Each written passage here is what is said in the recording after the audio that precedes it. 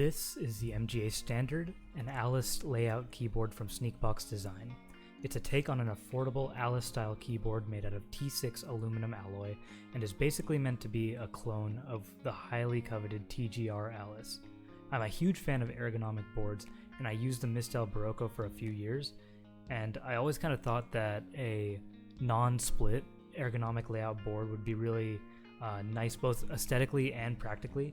So after using this for a few weeks with some Yoke Holy Polar Pandas, I wanted to kind of give my impressions and my thoughts on this board and talk about how it feels to use it. So like the original TGR Alice, this board is top mount, and I got mine with a brass plate, which you can actually just see peeking out right there. It's a pretty rigid typing experience, I would say, but Sneakbox actually offers aluminum, palm, and polycarb as more flexible options, and if you really wanted to, you could probably go out and find a carbon fiber plate with cutouts.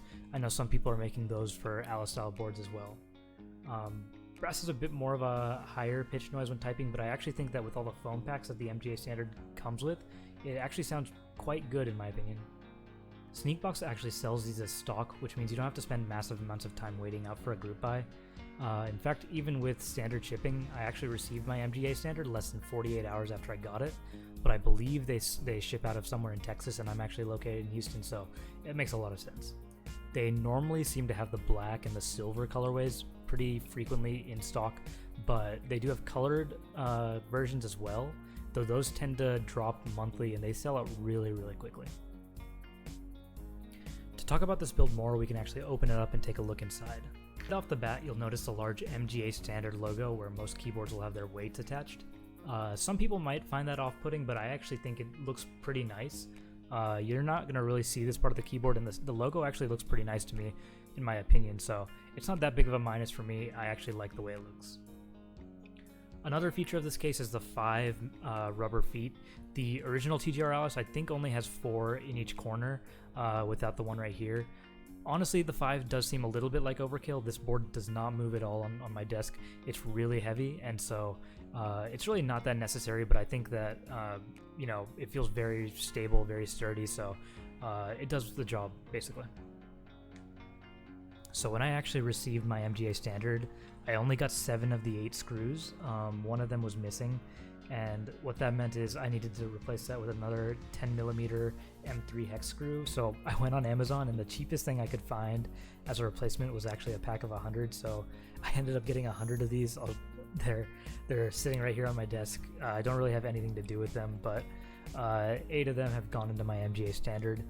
Unfortunately, the profile did not match the screws that went on the plate mounting, so I have to use one of these dinky IKEA little screwdrivers for the back of the case, but on the plate mounting I have a different profile, a different screwdriver for that.